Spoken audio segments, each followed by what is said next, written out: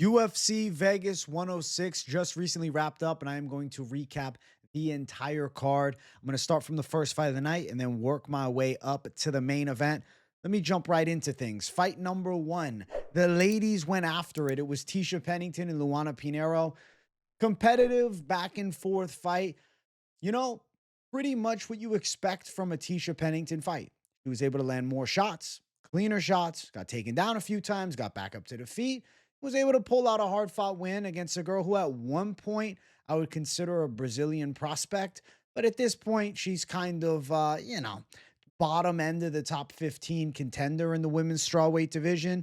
And Tisha's easily on a win streak. If decisions are going away, normally the pretty Brazilians be getting her. She lost two controversial decisions back to back with Dern and Ritchie. Then she got the Carla Esparza win, which people felt like she lost that fight. And then she goes out and beats Pinheiro here on the judges' scorecards. I feel like she's still got some fight left in her, for sure, in her mid 30s. Odds of her, challenging Weili Zhang for the belt, I would say next to none. But she's still one of the better women in the world at 125 pounds.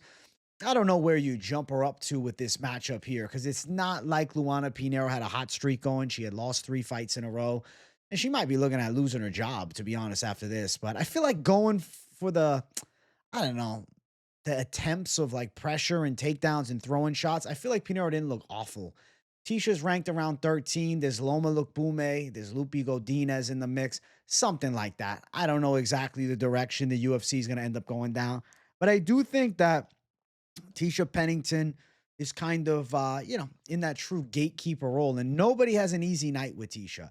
Like, her only recent losses, as I said, are decisions that very easily could have went her way. So shout out Tisha getting it done, and perfect pick by decision for me in this one. Good W for Tisha Pennington. Next fight, Hyun Park versus Carlos Hernandez. This was it for Carlos Hernandez. That's it. This is it. Now I get it. Last fight, he got split decision against Tumen Dumbarell, but this one was bad. It went horribly fast.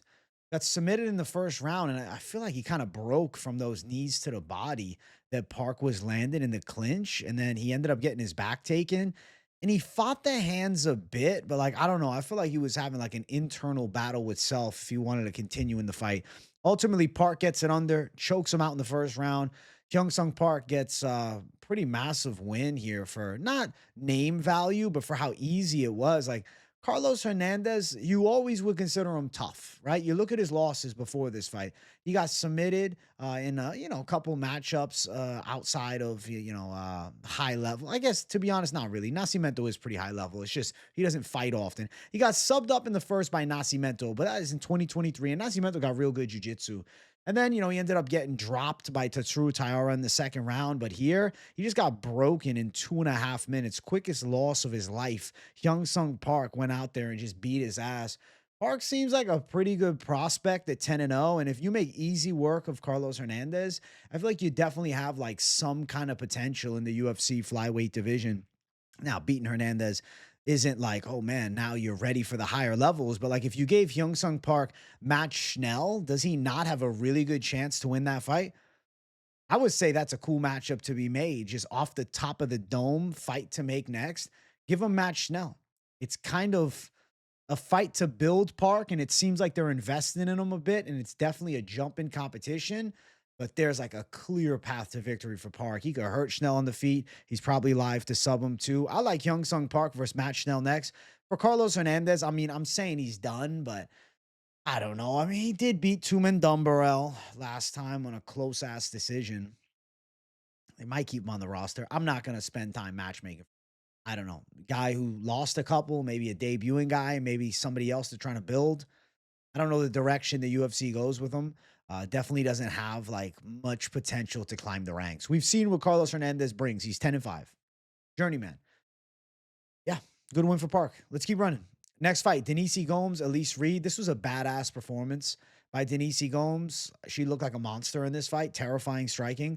Round one, she like broke the orbital bone of Elise Reed. I don't know if it was actually broken, but Gomes busted her up with big shots and then just controlled her on the ground for the rest of the round. She looked really good. I mean, her hands round one, grappling round one. Reed had no answer. Reed was like a dead woman in the damn cage. Round two, Gomes hurts her bad and ends up dropping Elise Reed early. And it looks like the fight's going to be stopped, but ref doesn't jump in. Reed gets backed up, dropped again against the cage, and then ground and pound. And like Herzog's waiting. And then he eventually stops it as Reed's eye is like sliced open. I'm thinking to myself, Jason Herzog stopped the Jared Cannonier fight with Imavov early, trying to get all these standing TKOs. But with Elise Reed, it's like, yo, let's just let her get pulverized by this girl. Fight could have been stopped off the first damn knockdown for all I care. It was over. I was really confused by that. Like inconsistent reffing. It's like really late stoppage versus like early stoppages in the past for Herzog. I don't know. Maybe somebody's gotten in his ears like, yo, you got to let these fights go a little longer. Too many standing TKOs, too many early stops. And this one, he's like, all right, well, let me let it go. And Elise Reed got fucked up really bad. Denise Gomes is scary, though. Like, Denise Gomes is scary. She's so young, too. Mid-20s. She's got a ton of room to grow, but at strawweight, like, I'm thinking to myself right now, she's close to that top 15. Loma Lukbume has a win over her, and Angela Hill beat her. Those two girls are 12 and 14 in the top 15, respectively. Does she get a jump towards the top 15 after destroying Reed in this fashion? Reed is nowhere near top 15, but Gomes is also on a pretty nice 3-fight win streak right now. But that lost Angela Hill in 2023 still stands out. It's tough to say because it's like her losing to girls ranked ahead. It's not like, yo, does she now get matched up against Lucindo, who's, in that top 10? It's actually a really interesting fight. I'd like to see Denise Gomes and Lucindo at some point, but I don't know if she's ready for it yet. I don't know why I'm feeling this Lupi Godinez fight for Denise Gomes. That's a hard matchup. Though, thinking of the UFC, they might just say, hey, prospect versus prospect. Let's find out. They might just give her Jacqueline Amorim, who's got slick jiu-jitsu. And it's really a battle of slick BJJ versus really explosive and dangerous striking. That's a cool fight, too. And like the winner then would be granted a chance to break into that top 15. It's a hard-ass matchup, too. Thinking of like the grappling skill set that Amorim has, even though Gomes does some grappling, her jiu-jitsu is not that level. But striking-wise, I mean, she'll fuck Amorim up if they strike. It's just, can she stop the takedown? I feel like she could, though. She dealt with a big girl in Eduardo Mora who's got good grappling, too. That's a cool fight. I would say I'm down for the prospect battle, Amorim versus Gomes, but if they want to jump her to like, somebody who I guess is more so a contender, but I don't know. But Julia Palastri gave Lupi Godinez hell. I could see Lupi Godinez forced to defend her ranking against Denise Gomes looking to break into the top 15. And I kind of like that matchup a lot. So, if they want to do the UFC a favor, that's what they do. But they could also go Amorim versus Lupi. So who's to say for sure? But I definitely think two obvious potential fights are Amorim or Godinez. Unless they want to give her Tisha Pennington, which I just don't feel crazy about doing that. More so because like Tisha knows how to squeak by on, close fights. But you know what, though? Gomes can crack. And like Tisha fighting a girl with power. Denise Gomes and Tisha Pennington, when I play it out in my head, seems like a potential fireworks fight. That might actually be the match to make. Any of those three will suffice. And we'll see what the UFC decides. But I think those are like three really good options for Denise Gomes after this one. Who, Elise Reed, I got nothing. I don't know who she's fighting next, bro. We'll see. She might not even be in the UFC. I keep her around because this is just a terrible matchup she was willing to take. Luana Santos absolutely exposed Tainara Lisboa's lack of takedown defense and grappling. Lisboa's grappling in her previous UFC fights actually looked all right. Against Oliveira, she got taken down a bit late, but I kind of put it up to fatigue. And no, she had zero answer for Luana Santos' takedown game. Santos looked really dominant on the ground. She looks better at 135. I think this is a good decision to move up to this weight and no longer do the cut. Now, granted, it's not like Tainara Lisboa is amongst the elites, but thinking to myself, beating a Lisboa, it's got to mean something. You beat a girl who was a 2-0 prospect. There's a lot of good fucking fighters, though, at 135. There's a lot of tricky matchups at 135. Lisboa, Tapology has unofficial rankings, but they had her around that, 22 spot.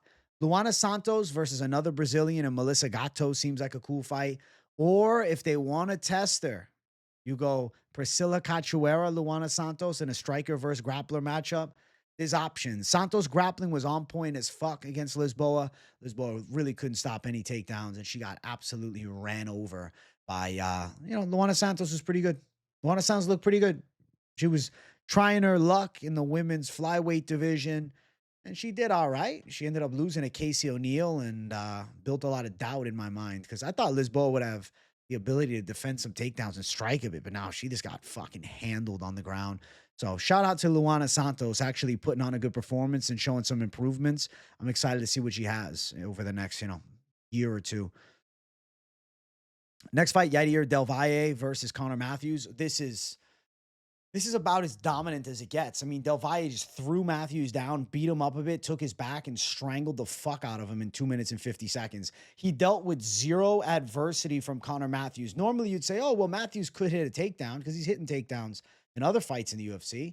Matheus could survive, not really. I mean, I thought he was going to get knocked out, but getting taken down, bullied, and submitted by DelValle just shows me DelValle is a fucking problem. He's more adaptable than anticipated and has more skills in all areas too. The takedown, the control, the submission threat, the ground and pound, everything about him looked really promising. His physicality is definitely a factor. I mean, you can see in the fucking picture, the dude is shredded and jacked as fuck. Does not look natty, but I think it's the Cuban genetics, bro. Cubans, I know, they got crazy fucking muscles, man. He got those fucking Yoel Romero genes in him. And DelValle is strong.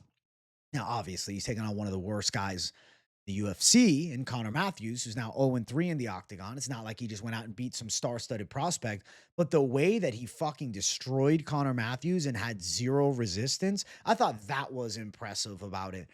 He's somebody to watch for sure. I expect a relatively quick turnaround. I think the UFC should definitely consider giving him a fight within the next 6 weeks because I'm sure he came out of this fight unscathed, and being a young prospect on the come up, I'm sure he's going to want to get into the octagon relatively quick, and I want to see more out of him. I want to see somebody that can maybe, defend the takedown, not get bullied a bit, throw some heat back at him. He was in a back and forth war against Monterio on the fucking Contender Series, but in this one, it was the opposite. It was just one-sided demolition. So shout out DelValle for an absolutely destructive win.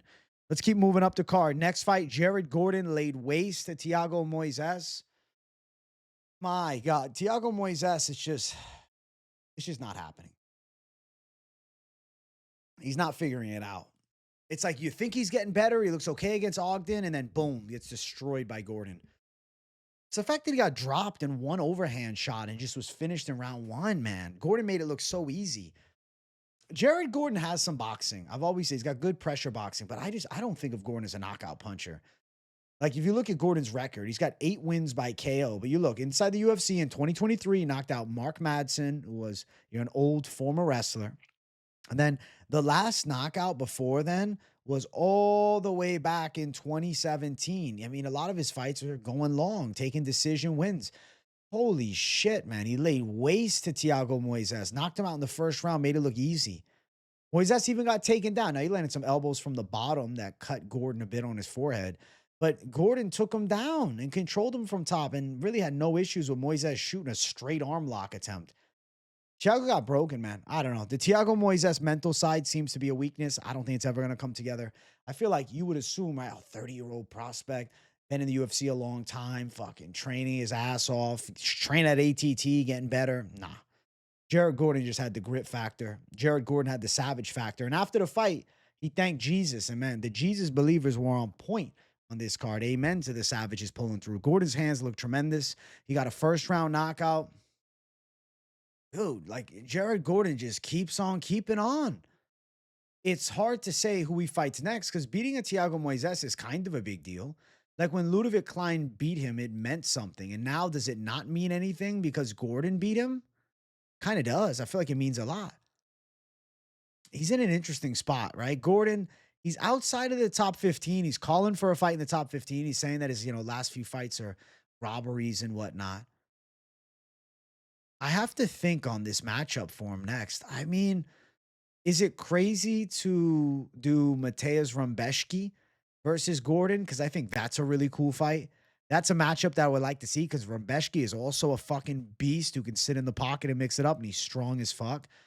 And I'm interested to see how Gordon's like pressure boxer wrestler style matches up with him. Is that loss to Nasrat Haqparas by close decision and Haqparas on a tear? Like, I don't think they're going out and booking a rematch. Manuel Torres would kind of be a crazy fight. And I know for a fact that he'd take that fight. Jared Gordon's wild. He would take that fucking fight for sure. There's options for Jared Gordon on the table, man. I think it's either Manuel Torres as a potential matchup or they do Rumbeshki. That kind of makes sense. I mean, it could also be Chase Hooper, weirdly. Weird feeling it could be Chase Hooper who's riding this big win streak, and then he goes and like submits Gordon or something like that. Possibilities all around, man. But for Thiago Moisés, a bad loss like this, the knockout loss was fucking violent, man. He got absolutely clean clocked and laid out. I'm sure he'll be back at some point, but take your time on the comeback. Could end up giving him like a Drew Dober, you know, Moisés getting badly KO'd this fight. Drew Dober badly KO'd in his past 2 fights. I think it's a terrible idea. I guess against John Silva it was a doctor stoppage, but still, he was badly KO'd against Manuel Torres.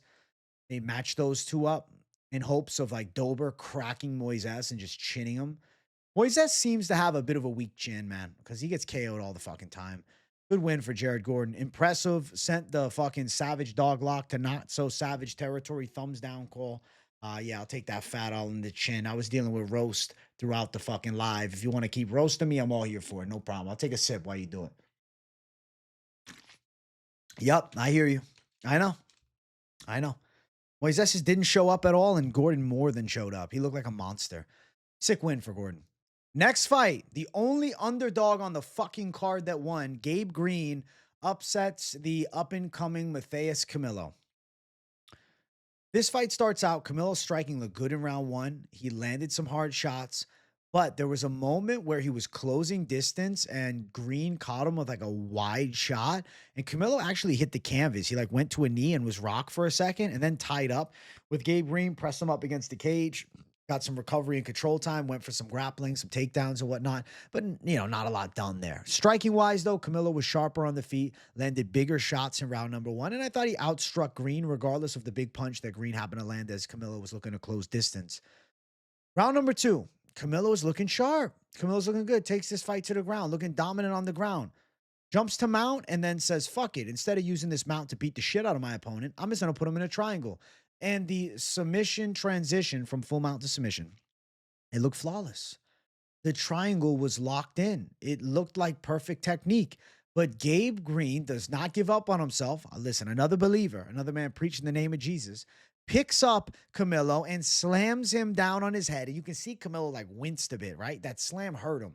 But the slam didn't stop the submission. Camilo's trying to crank the arm, trying everything. Green is not tapping. His head, you can see every vein on it, but he's not giving up. Green ends up escaping, right? And now shit hits the fan. Camilo's done.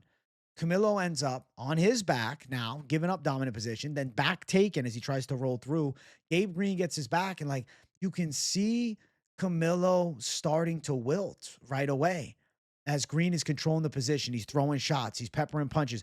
Camilo's breathing deep as Green takes a more dominant position for the back control and like fully has the back locked in.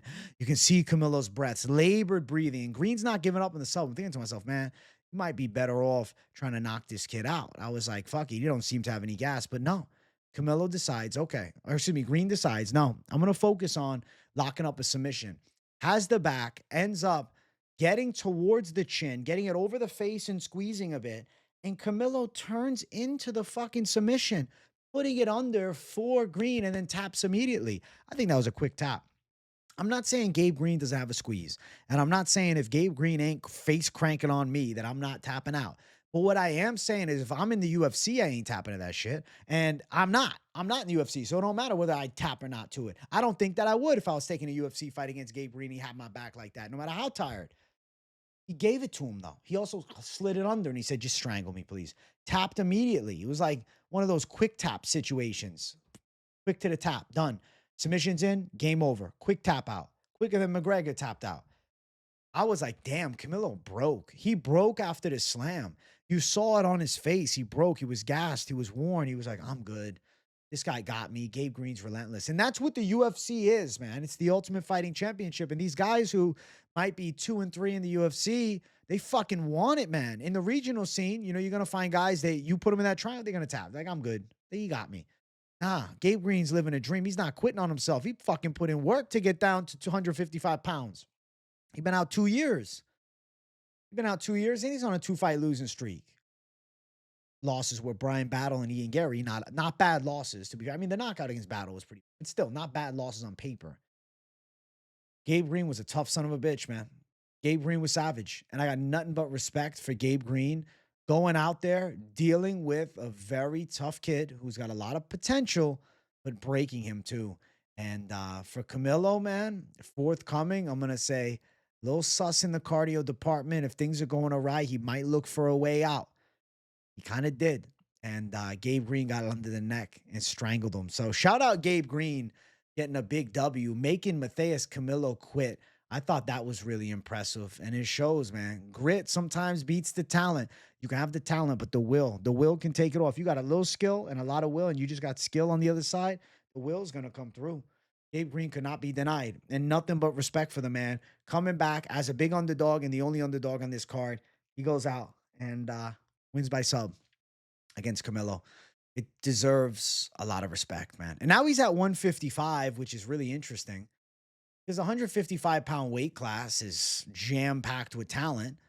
And he just took out a guy who had no UFC fights. So it's not like, this win here is against somebody notable. It's tough to say what direction the UFC goes down with him, but he does have fights on, the resume. He's 3-3 in the UFC. You don't give him a complete novice, right? You give him somebody that has some type of ability, some type of experience. Is it crazy if the UFC went down a fight against like Taco Padilla for Gabe Green, who's on a nice, 3-fight UFC winning streak? That doesn't sound like a horrible idea. I don't think that's nuts. I don't think that's far-fetched. Is it crazy if they gave him the winner of like Halaba and Jordan Levitt? I don't think that's crazy either. Gabe Green versus Nicholas Mota could be a cool fight. Tom Nolan. He definitely deserves something. He definitely deserves to be here for sure. For Matheus Camilo, I mean, listen, make it simple for him. Give him Anshu Jubilee, dog. Give him Anshu Jubilee and forget about it, bro. And let's find out Anshu Jubilee chokes his ass out. The win for Green is just aged like nothing when Anshu Jubilee gets his hands on Matheus Camilo. Yeah, I hope that wouldn't happen, but, with Camilo, I don't know. I think he probably chinned Jubilee, to be fair. Good win for Gabe Green in the feature prelim of the night. Let's get to the main card. Main card opener, Melquizio Costa, Julian Erosa. This was the fight of the night, and for good reason. These two went after it. Round number one, Melquizio Costa looked so fucking sharp. Even had Erosa hurt badly with a high kick. Landed a nice Superman punch, was letting his straights fly beautifully, landed clean, landing crisp shots. Holy shit, Melky looked good in round one. Melky looked as dangerous as ever in round one. Rosa does land a takedown too in round one. It was interesting. But it didn't do anything. Melky still had won the whole round, all right? And then round number two is more close. I thought round two was more of a coin flip round. Melky Costa landed some good shots, but Erosa was relentless, stayed in his face, and kept attacking. Tried to grapple a bit, had Melquizio Costa going backwards a bit. Melky probably landing, more shots, but Erosa still landing some good shots on the return fire in round number two. And I would say that second round was pretty damn close. Round number three, Julian Erosa is just not being denied. He's not giving up. He looks sloppier than he looked recently on the feet, but that's the Julian Erosa style. But his chin was there. He was eating everything Melky Costa was throwing, and he was landing the better shots. He was cracking Costa. He was throwing big bombs, looping shots, bringing pressure, flurrying punches, spinning, throwing forearms and shit. Just relentless pressure attack against Melquizio Costa. Julian Erosa never gave up on himself. And regardless of the outcome, like, that's what you got to love about a guy like Julian Erosa, a journeyman like that, that's going to bring everything. Until he's unconscious, Julian Erosa is not stopping. Gas tank was definitely there. I scored the third round for Julian Erosa for sure. One judge strangely gave the third round to Costa. I think it was Yurichijo Kamijo. Yurichiro Kamijo? I might be botching his name. Yuichiro Kamijo? Yeah, I think it was him. One of the three judges, man. Kamijo. I believe it was Kamijo that scored round three for Costa and then gave round two to Erosa. The other two judges have first and second round for Costa, which I thought would make a lot more sense. Definitely Erosa put up a good performance for himself, though, and keeps a roster spot. I mean, he was on a 3-fight win streak coming in. Melky Costa has like quietly went on this fucking 4-fight win streak. I don't want to say that he's like running through the ranks and he's going towards the top 15, but bro, like you have to pay attention. Melky Costa's 5-2 in the UFC. At 145 pounds, he's looked really good. He's got one loss at 145, and it's against Steve, the fucking absolute monster of a human being, Garcia. And now he goes out and he wins a competitive fight against Julian Erosa. Bro, it's like it's only forward for Melky Costa. Problem is, I get a little nervous as we push him forward because I'm looking at the top 30 and I'm like, Korean Superboy, Duho Choi. I feel like Melky Costa could get lit up on the feet by a guy like Duho Choi. Nathaniel Wood, I feel like he could get technically outworked by Nathaniel Wood.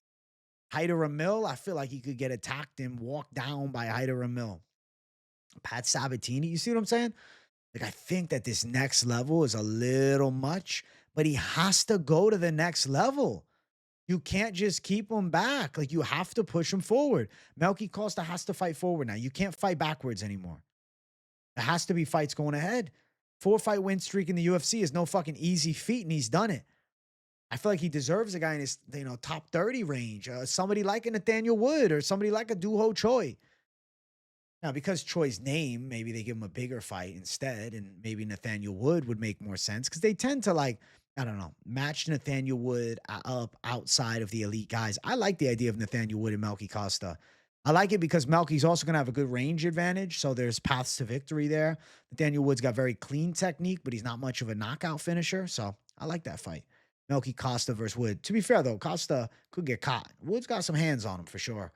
For Julian Erosa, bro, just keep delivering fun fights. Keep bringing fun fights, man. Julian Erosa's been on the roster forever, and I'm looking, has he ever fought Andre Fili?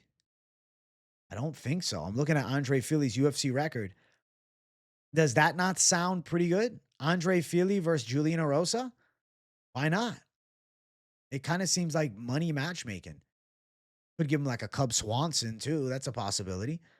So either Cub Swanson as a possibility. To be honest, they could go Cub Swanson versus Melky. I'm doing a lot of brainstorming right now, guys. So if I'm going back and forth, it's because I'm giving you every potential thought that crosses my mind. But I'm kind of down for that. Julian Erosa versus Andre Fili. Battle of guys that have been on the roster a long time, but they never cross paths. I want to see who wins between Andre Fili and Julian Erosa. The UFC should definitely book that fight. I think that's the right matchup. And for Melky Costa, I'm telling you, man, it's going forward. It's probably Nathaniel Wood. If it's not Nathaniel Wood, it could be a Cub Swanson. But outside of that, like, you moving too fast, bro. Hyder or Mill, it's a hard matchup, bro. That's a hard fight. That's a rough fight, man. But even Nathaniel Wood's a rough fight. I think like this next fight, the push for a 5-fight win streak for Melky Costa. I like Melky. I don't know if I see him on a 5-fight win streak against some of these savages he's gonna have to face now. Because the level of competition is taking a jump. Nonetheless, good fight from both these guys and fight of the night for sure. Next fight on the card, Dustin Stoltzfus and Ruziboev. This was like a pretty sloppy good fight. It was sloppy though. It was not like a technical badass war. I don't know. It didn't have the same flair that the fight before had. It was just a little bit more of a dirtier fight. Round number 1, shit went sideways. Nursultan Ruziboev striking looks good. Stoltzfus hits him with the most terrible accidental head clash and then hits him with a punch. So, like, it looked like a knockdown, but there was a brutal headbutt that landed before Ruziboev hit the ground. And upon replay, you could see that the knockdown was 1,000% the headbutt, not the punch from Dustin Stoltzfus. And then Stoltzfus nearly locks in a fucking ghillie, man. Close to getting. He had the mounted ghillie. At first, he shot the regular ghillie, then turned it to a mounted ghillie as Ruziboev tries to roll out. Ruziboev eventually escapes, gets on top, lands some ground and pound, has good moments finishing the first round, and finishes the first round landing good shots, big shots, and is really aggressive. And I'm thinking to myself, okay, Sultan Ruziboev on top, throwing hard. I feel like Ruziboev got the first round. But to be fair, like, the commentary says, well, the judges don't have access to the headbutt. I'm like, can we fucking not be archaic here? If there's a headbutt, like, let the judges know. Like, hey, there was a headbutt. That was a headbutt, actually. Like, that shouldn't be, oh, it's rewarded as a knockdown. That's stupid to me. That makes zero sense. And then you go to, or obviously, if the judges saw it, they wouldn't score it. But what if they didn't? You get what I'm saying? Depends on the angle. Round number 2, clean shots from Ruziboev. Striking looks pretty good. Caught Dustin Stoltzfus with that nasty, I believe that uppercut was in round 2. It could have been round 3, but I think it was round 2. fucking broke Stoltzfus's nose. Vicious, vicious nose break. But Stoltzfus was relentless. He kept trying to press Ruziboev backwards and get his ass down and land shots. Stoltzfus, though, he's too slow, man. He's like stuck in the mud a little bit. Too stiff, too slow, but real strong, real tough because Ruziboev hit him with everything. And Stoltzfus is able to survive. Round three, Ruziboev's landing cleaner shots. Both guys are tired at this point. Stoltzfus with a little wrestling. Ruziboev having more moments on the feet, though. Backing Stoltzfus up. And just cleaner shots from Ruziboev throughout. The fight was definitely a Ruziboev W. But, you know, Dustin Stoltzfus deserves some fucking respect, man. Dustin Stoltzfus gave Ruziboev some trouble. Ruziboev got tested, man, because Stoltzfus was in his face in round three. He wouldn't stop. He's still coming forward, and Ruziboev's getting a little flatter. Ruziboev's a guy that I like a lot. I've said, man, he's one of my favorite unranked guys, but just because he's, you know, one of my favorite unranks, I won't say I'm not a little bit concerned because the notch of competition level is going to keep having to jump. You look at the middleweight division, he's 4-0. He lost one fight, and it was at 170 to Buckley. Middleweight, I mean, not like Stoltzfus is highly rated, but he fucked up Marc-Andre Burial. I feel like, you know, you got to kind of think of Ruziboev now as a guy that's towards the top 30. Bo Nickel was the fighter that he called out. I doubt the UFC gives him Bo Nickel. I actually think the UFC might do Bo Nickel, Dustin Stoltzfus. It seems like, you know, there's more of a path to victory. But for Ruziboev, I got a good idea. The winner of Iron Turtle, Jun Young Park, and Ismail Nardiev, that's a real possibility for Nursultan Ruziboev. And I think that could be a pretty cool matchup between either one of those guys, to be honest, and Ruziboev. They don't go that direction. There's the likes of a Mikol Olekjachuk, or there's the likes of a Azamat Bakoyev in the wings, something like that. I could see a Bakoyev fight, but that's a hard matchup because Bakoyev can wrestle too. And Ruziboev's takedown defense, it's okay, but it's still a little worrisome because he gets flattened out on the ground and he gets lazy from bottom position sometimes. Definitely he's got solid striking, but pressure striking, and he really don't use his height much. He likes to fucking brawl. Landed big shots, definitely showed power, and Stoltzfus definitely showed toughness. But, you know, little concern. Like I said, a little sloppy fight. And in the back of my mind, I'm like, ooh, okay.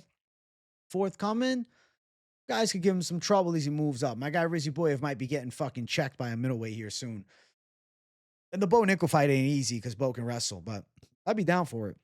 I just have a feeling like with Bo, they might go a different direction. UFC decides, though, not me. I'm just saying what ifs, maybes. Who knows? We shall see. Yeah, when you look at the rankings, sometimes it's like, I don't want to say I draw blanks, but I'm like, bro, the only fight that kind of makes sense. I mean, you could give him Christian Leroy Duncan if you want to make him fight down the ranks some more. Or if you're going to push him forward, it's Azamat Bakoyev or it's the winner of Nardiev and Park. I feel like that would make sense. Nonetheless, good win for Nursultan Ruziboev. Next fight, co-main event of the evening. We had Sodiq Yusuff versus Mairon Santos. Mairon Santos looked really good in this fight. Round number one, he got tested a bit. Yusuff backed him up, landed a little bit cleaner shots on the feet. Not like he was rocking him or anything like that, but it was definitely a slight bit more accurate, a slight bit more with the pressure, and just a little bit more aggressive. He deserved the first round on my card. By a bit. By a bit. I had Santos getting touched up a bit. But round two, Santos came out like he had just figured out Sodiq Yusuff completely. And he absolutely picked Sodiq Yusuff apart in round two. Just looked sensational with his technical striking from range. He didn't drop him, but he hurt him with a head kick that cut up the eye of Sodiq Yusuff. And commentary, I was like, oh, the jab hit. I was like, nah, I saw the head kick. The head kick landed flush and sliced that eye wide open, man. They were telling me good eyes in the chat. Shout out Useless for that compliment. Mairon Santos' striking looked so clean. He looked accurate as fuck. He was picking his shots beautifully in round two. And in round three, he's accurate. He's clean. Like, all Yusuff is doing is trying to take him down, but Mairon Santos pops right back up, trying to press him against the cage, but doing nothing. It sounds like smacking his back and shit. You could hear the slaps, too. Very interesting tactic from him. And then Santos was able to spin out and, you know, pick some shots off of his own. The teeps down the center were incredible for Santos. The straight punches were absolutely on point. The slickness of the high kick that cut the eye of Yusuff was insane. Mairon Santos looked so damn good in this fight. Dude's, what, 24 years old? He's a problem. Beating Sodiq Yusuff at 24, it's impressive, man. I know Sodiq Yusuff had been out a while and he had some injury woes and he got knocked out bad with Diego Lopez. Fight before, he had a back-and-forth fight where he really hurt Edson Barboza early, but he ended up losing. Like, I get it. Sodiq Yusuff is kind of fallen upon bad luck and is probably not towards the elite, at least not anymore. But damn, bro. Myron Santos absolutely put it on him in impressive fashion, and he looked sharp as hell. Now, what I didn't like is this fight was at 155, and Santos talking about staying there. He looked really fat at 155. He looked really fat at 155, man. I don't think that he sticks around at 155 forever. I do think that he's going to get a dietitian and get like really on point with his diet and get some abs back because he didn't have abs. Like in this picture, he got abs. Nah, bro, it was pot belly Myron Santos looking chubby as fuck, but his striking still looked mad slick. Kind of looked like a damn Ninja Turtle build. He looked slick though. He looked precise. He looked accurate. His straight shots, including the front kicks, the teeps up the center, absolutely accurate, on point, clean, crisp, and impressive. The performance was a standout performance, without a doubt, from Myron Santos as he picked apart a longtime vet in Sodiq Yusuff, who at one point was an up-and-coming contender. Now, where does Myron Santos go from here? Because the issue is they do this fight at 155 pounds. He's talking about staying at this weight class, but I don't really like that idea for him, man. It confuses me a bit. Fighting Sodiq Yusuff up in weight and then saying you want to stay in this weight class? I don't think that's an optimal decision, but ultimately the decision is his, and the UFC would match him up with, a type of fighter that they view as a, matchup for his level. It's hard to say though. Matchup wise, for somebody like Myron Santos, it's tough because he looks really, really good, but also in the back of your mind, like, yo, how much do you want to rush him up? If he's sticking around at 145, what are you going to give him? Another prospect? You going to give him Vallejos? I doubt it. You gonna give him a guy on a losing streak? Like you gonna give him fucking Korean Tiger who just lost to Willie Cat? Matchmaking for Myron Santos is actually kind of crazy hard because I don't know which weight class it's gonna be at. If he's fighting at 155 pounds, and I don't know. I really don't fucking know. This is actually a really hard matchup, man. Co-main event guy beats Sodiq Yusuff, and then you don't know who to match him up with. You don't know who to match him up with because it's like a mix of you don't know what weight class he's at. He is young at 24, so it's not like, oh, you beat Sodiq Yusuff. Well, Sodiq Yusuff went toe-to-toe with Edson Barboza. Bam, we're going to give you a guy in the top 20. It's like, no, Sodiq Yusuff came off the bad loss to Diego Lopez. Yes, it was a guy who just fought for the title, but, Sodiq Yusuff is kind of falling off before our eyes, if you want me to fucking keep it real. He is. He's starting to look like he's falling off before our eyes, man. I don't know, man. I see Cub Swanson, Melky Costa, who was also on this card. William Gomes, who's coming off a loss to fucking Mr. Pressure Savage, Hyder Mill. It's Felipe Lima. It's a hard fight, though. I think in this one, the UFC is going to have to sit down and decide what direction they want to put this kid in. It's also what weight class he's going to stay in. Because if you put him up, to 55, these guys are fucking huge, man. He don't seem like a 55er to me at all. He seems like he was a, chubbied up version of his 145-pound self. I don't think 55 is the weight class for him. But if that's what he wants to do, they're going to matchmake him with somebody decent up there. I mean, could he fight Belagioki, Markel Medeiros winner? Maybe. That's a direction they could go down, but it just doesn't make sense. It's like now we're in a whole new category of fighters. But even at 145, it's tough to say. It's like, what does beating Sodiq Yusuff in 2025 mean now? I really don't know. I have no idea. The UFC decides. Like, do we give him Fernando Padilla? Probably not, right? Padilla's 2-2 in the UFC, coming off 2 straight losses. But maybe you got to match up Santos with somebody who's saying so. Do you give him another prospect in Danny Silva? Do you give him C-Rod? You get where the confusion will go down. Do you give him Gabriel Santos? Another Santos? Battle of the fucking Santos boys? See who's superior? Which Santos boy? I don't think so, man. The Santos brothers battle. It was a really good win. It was a really impressive win. It was a really meaningful win. And I think that there's a bright future in Myron Santos. But I would say matchmaking accordingly would be an importance. Matchmaking accordingly would be an importance here. Rushing him up the ranks, as good as this win is against Sodiq Yusuff, is he going to go fight Edson Barboza next? I don't think so. Maybe the UFC shocks us and says, yo, we're doing Myron Santos, Edson Barboza next. Okay. They put him on the fast track, maybe, but he's going to improve so much in the next 2 years. Like, I'd rather, I guess, see the opposition not necessarily stifle, but not be as high. But if you handle Sodiq Yusuff, like Sodiq at one point was top 15. Is it crazy to think Mairon Santos? Like, how does he fare? If I'm being real, Giga Chikadze, Mairon Santos. Right now, this version of Giga versus Mairon. I think Myron's got a fucking chance. Edson Barboza versus Mairon. I think Myron's got a chance. For sure. Obviously, as you jump to, some of the elites in the world, you could see him struggling with pressure, takedowns, guys with good game planning and stuff like that. For Sodiq Yusuff, rough spot to be in. Could be a retirement. Lost 3 in a row. Hasn't looked great in a minute. I don't know. Eyes itching bad, chat. My eyes itching on me, chat. I want to keep moving up the card. Shout out to Mairon Santos. Perfect prediction. Perfect fight. Perfect win. Main event was Gilbert Burns versus Michael Morales. Listen, guys, I told you that Michael Morales was going to knock Gilbert Burns out. Now, I said within the first 3 rounds. Did I go out and say first round for sure? Crazy. Michael Morales' hands look sensational. Michael Morales takedown, defense. I mean, he did get taken down for a second by Burns, but his get-up game was crazy. Got right back up to his feet, fought the hands in the clinch, was able to separate, get back to striking, drops Gilbert Burns with a big punch. Burns is like, oh, dude, Burns was getting touched up a lot. Burns is wobbled. Burns is finished off with, right? It looks like the fight's over as Morales is pounding him out against the cage. Morales looks to jump to back for a second, and then Burns, like, almost on a leg. Looks like he's trying to engage in grappling. Morales separates. Burns gets back up to the feet. Morales drops a fucking jackhammer overhand on Gilbert Burns. Burns is like just turtling up towards the cage. He's rocked bad. He's pretty much out on his feet, and Morales is just teeing off. Burns goes to the ground. Ref just jumps in and stops it right away.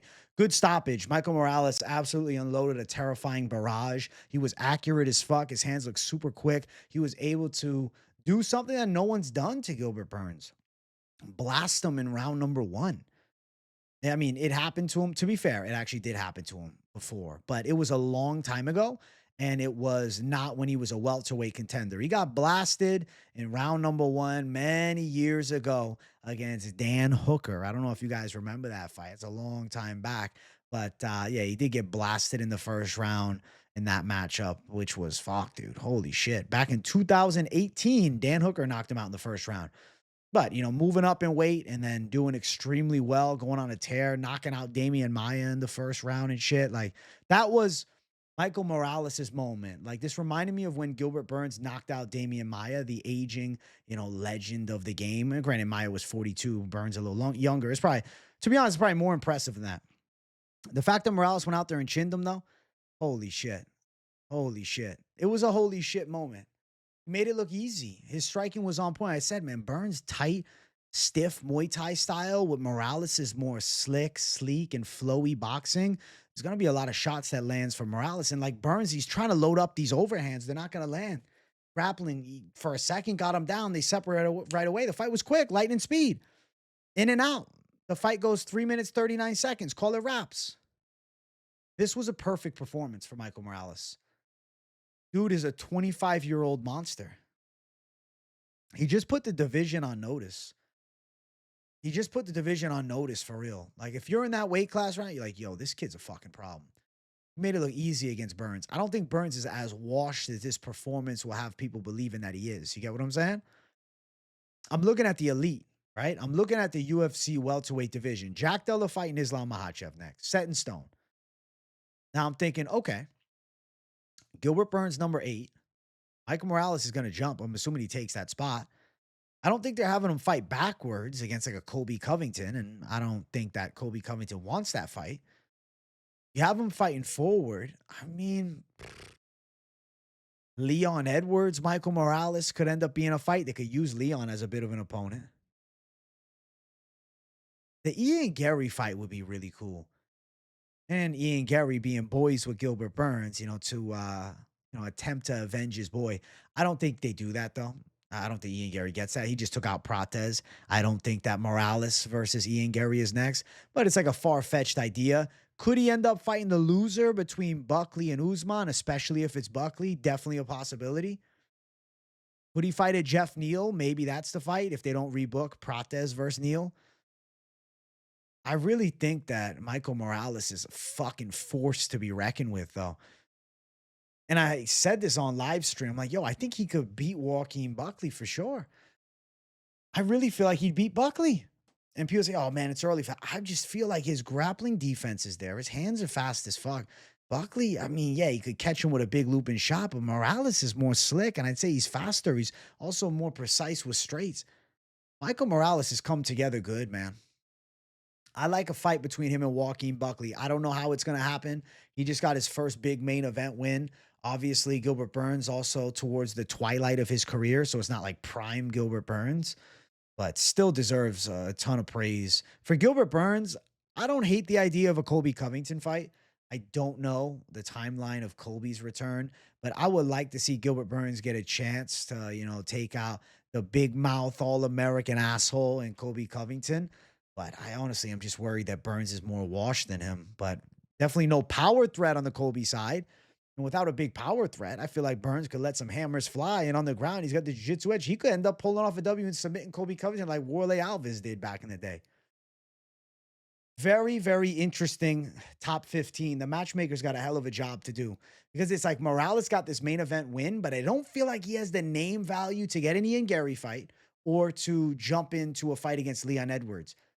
Leon's also lost a couple fights in a row, right? Does the UFC say, well, we're going to give you a prospect to Michael Morales, and Leon again is at the B side? Maybe. Good problem to have for the UFC, though, because they have like a surging list of like up-and-comers now. I mean, you look, it's the new generation. Jack Della's the champion. Sean Brady's at number 2. Shavkat at number 3. Ian Gary at number 6. Buckley at number 7. And soon to be at number 8, Michael Morales. This is the new guard.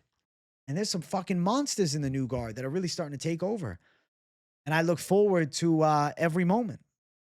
At some point, we're going to see Michael Morales and Ian Gary. I like that matchup a lot. I like that fight a ton. Shavkat, Michael Morales seems like a crazy fight too. Unfortunately, Shavkat being injured, man, sitting out. He's missing out on all the fun. And he's falling down in the rankings, man. He's ranked number 3 now. Good problem to have for the UFC. But Michael Morales is amongst the higher level. Jeff Neal kind of makes sense, but I don't think they do it. A Jeff Neal Michael Morales fight, it doesn't seem far-fetched. The Colby Covington Michael Morales fight doesn't seem far-fetched. But a Joaquin Buckley Usman winner, it does. Maybe a loser, but if it's Usman, I don't think Usman's going to fight Michael Morales. And the Leon fight just sits right in her face. Why do I feel like Michael Morales is like everything people wanted from Leon Edwards, but like actually is? Do you feel what I'm saying? Like everybody wanted Leon to go for the kill, land big shots and get these knockouts. And he had the distance striking, the slickness, and for a lot of his career, the grappling defense, but he never had that kill. Morales does. Like I really feel like Michael Morales is like a more evolved version of what Leon Edwards at one point was thought to be. I like Michael Morales a lot, man. And I'm looking forward to watching a fuckload more of his fights over the next, 5 to 10 years. And I definitely think possibility that this guy's at the very least fighting for the belt. But he's someone to watch as far as the title chase goes. Badass win. Shout out Michael Morales getting it done. Making easy work of Gilbert Burns. And, perfect prediction from me, man. Michael Morales in the main event. We'll just review the picks real quick. Obviously, main card, I swept, which I was happy about. And if you're wondering, where's the Paul Craig fight? Well, Bellato was unable to fight. That's some type of health issue, pulled out. They're looking to rebook that fight as soon as possible. Excuse me. So went 4-0 across the main card. Felt like $1 million. 3 of the 4 most confident picks were on the main card. And then on the prelims, obviously things were a little rougher. Lost, of course, I had Camilo with the masses. Lost, Moisés got fucking destroyed. Won with DelValle, of course, a confident pick. So I had 4-0 sweep on the confident picks. Lost with Lisboa to Santos. Won with Gomes, of course, as a ladies' confident pick to read. And then lost with Hernandez. I don't even know what the hell I was thinking in hindsight. It was just an awful pick. And then won with the perfect prediction on Tisha. And I mentioned this in the prop section, her by decision and the over 2.5. So overall, 7 wins, 4 losses on the card. Confident picks hit, overs hit, and the decision on Pennington was pretty savage as well. And the main event came through with a perfect call for the KO, which, I have to feel really good about. And Mairon Santos beating Yusuff. Yusuff was the most popular people's underdog all week. And I was like, nah, I just don't see it. Mairon Santos showed me why. Good ass performance, man. So good picks overall. 7 wins, 4 losses, clean sweep on the main card, which I'm really happy about. And week off from the UFC next week. I still have content every day, but a little rest, reset, recover, and then bring the thunder for the next UFC fight night. Now, real quick, I want to cover the W parlays. All right. The safer parlays and the light plus money came through, but the Savage Degen stuff did not, unfortunately. The safe but boring, Morales Ruziboev, then the Morales Pennington Pinheiro, and then obviously the Craig and Bellato fight. It got slashed from it. Odds weren't as good, but Morales, Pennington, and Pinheiro, if you had it with the void of the Craig Bellato fight, still comes to reality. Costa with Pennington Pinheiro's over, minus 109, near even money, money call. The big three, Ruziboev, Costa, DelValle, plus 158, big 3 hits. Then a solid play, Ruziboev, Costa, DelValle, and the Pennington Pinheiro over 2.5, plus 112, W. So if you are playing on the safer side of things, you really ain't losing much, man. Because I've been fucking absolutely killing it on the safer parlays. So, like, the slight plus money and even the favorite status territory for the safe calls, the 2-fighter plays especially, been coming through all the damn time, bro. Accurate savagery. So I hope you guys have been enjoying the content, all right? I appreciate you guys for tuning into the show. Make sure you guys smash the like button. If you're new to the channel, subscribe, turn the post notifications on, and make sure you share the video too if you want somebody to hear about this recap. All right? Much love. I appreciate all of you. Let me know what you thought of the fights in the comments. W in the comments if you had nothing to say. I would say this was a good card. I enjoyed the action. I felt like it was solid. Good fights throughout. Apex cards, lacking name value, tend to bring pretty big fights, or pretty good fights, I should say. And I'll say the main event being as good as it was, thank God. The main event made this card. Badass performance by Morales. All right, guys, I'm signing off, man. It's getting late. Your boy wants to chill. Much love to the people. W's to all of you. And I'll see you all in the next one. Peace out.